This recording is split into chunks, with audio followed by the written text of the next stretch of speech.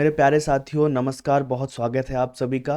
यदि आप करना चाहते हो पीएचडी और अपनी पीएचडी तैयारी करने के लिए आप ढूंढ रहे हो कॉलेज या यूनिवर्सिटी या वैकेंट सीट जहां आप अप्लाई कर सके पीएचडी के लिए, क्योंकि आप जानते हैं कि बड़ा समस्या अभी चल रहा है कि पीएचडी आप करना चाहते हो किंतु बहुत सारी यूनिवर्सिटी कॉलेजों में सीट ही नहीं है। तो ये वीडियो आप ही के लिए है और आज मैं आपके लिए लेकर आया हूँ एक खुशखबरी, यानी कि पीएचडी का नया नोटिस जारी हुआ है।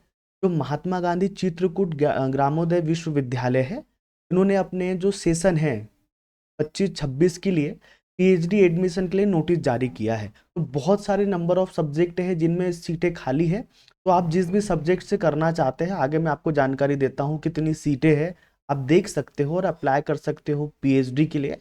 अगर आप असिस्टेंट प्रोफेसर बनने का अपना सपना पूरा करना चाहते हो तो पीएचडी उसके लिए बहुत अनिवार्य पार्ट है।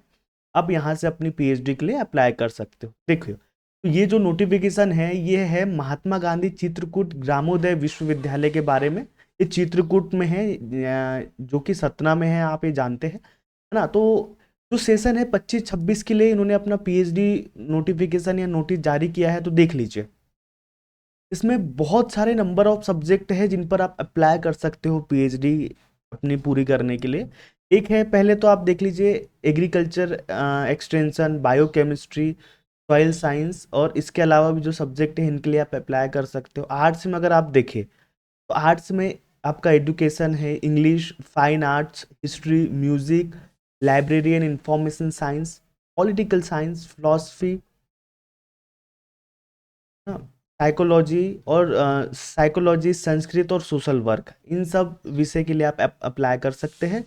कॉमर्स में आप देखें तो बिजनेस मैनेजमेंट, कॉमर्स, और जो रूरल आपका रूरल मैनेजमेंट होता है उसके लिए भी यहाँ पर सीटें हैं। साइंस में देखें तो केमिस्ट्री, जियोलॉजी, मैथमेटिक्स और जो स्टैटिक्स आपका सब्जेक्ट होता है, इसके लिए भी यहाँ पर आपको पीएचडी के लिए आवेदन मांगे गए हैं।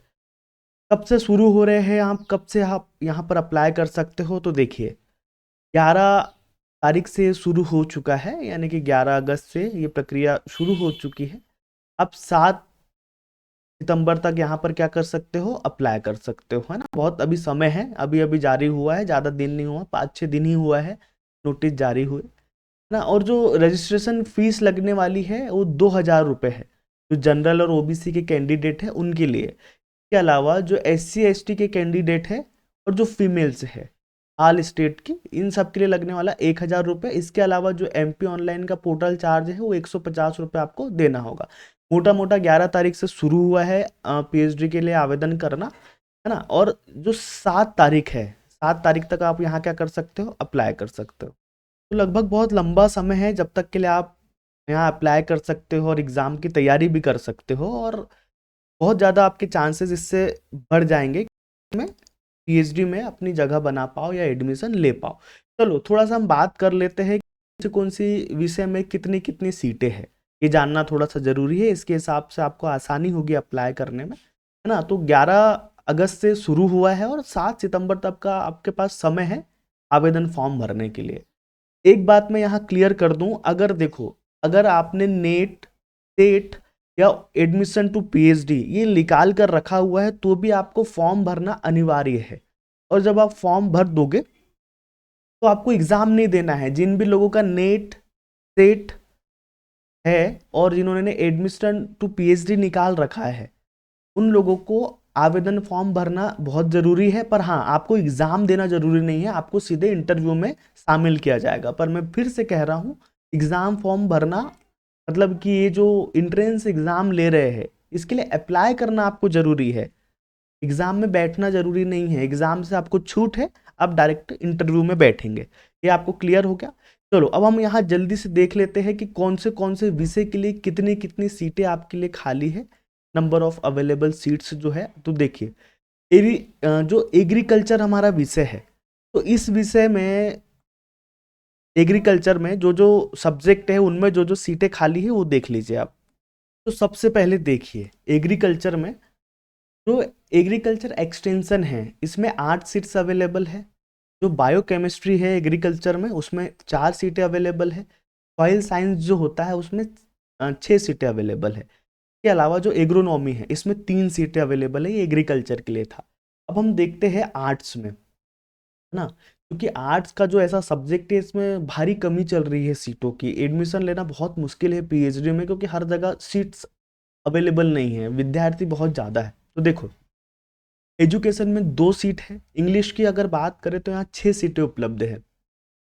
फाइन आर्ट्स की हम बात करते हैं तो 8 सीटें, हिस्ट्री में 8 सीट है, म्यूजिक में 5 सीट है, लाइब्रेरी एंड इंफॉर्मेशन साइंस में 6 सीट है, पॉलिटिकल साइंस में 3 सीटें यहाँ पर अवेलेबल है ना? साइकोलॉजी में 2 सीट अवेलेबल है, संस्कृत में 6, सोशल वर्क इसमें 5 सीटें अवेलेबल है। इसके अलावा हम कॉमर्स की बात करें तो बिजनेस मैनेजमेंट में 8 सीटें हैं, कॉमर्स में 2 सीटें हैं, जो रूरल मैनेजमेंट है इसमें 7 सीटें हैं। साइंस में केमिस्ट्री में 2 सीट है, जियोलॉजी में 5 सीट है, मैथमेटिक्स में 3 सीट है और जो स्टैटिक्स है इसमें 3 सीट यहाँ पर आपके लिए अवेलेबल है ना? तो आशा करता हूँ ये जो सारी जानकारी मैंने आपको उपलब्ध कराई है ये आपके बहुत काम की है और आप जल्दी से यहाँ अप्लाई कर लीजिएगा। जिन्होंने नेट सेट पीएचडी निकाल के रखा है तो उनको केवल फॉर्म भरना उनके लिए अनिवार्य है, आपको एग्ज़ाम से छूट है और इंटरव्यू में आपको शामिल होना है। तो जल्दी से आप जो भी अपना सिनॉप्सिस वगैरह बनाने वाले हैं उसमें लग जाइए, वो बना लीजिए और यहाँ अप्लाई कर लीजिए। ज़्यादा से ज़्यादा चांसेस हो जाएंगे कि आपको पीएचडी में एडमिशन मिल जाए। तो ये था चित्रकूट की जो हमारी महात्मा गांधी चित्रकूट ग्रामोदय विश्वविद्यालय है, में जो पीएचडी का नोटिफिकेशन आया है उसके बारे में मैंने बताया आपको। वीडियो अच्छा लगा हो तो लाइक कर दीजिएगा, कमेंट करके सब्सक्राइब कर लीजिएगा। चलिए मिलते हैं आपसे अगले वीडियो में। मैं हूँ प्रोफेसर गौरव सोनी।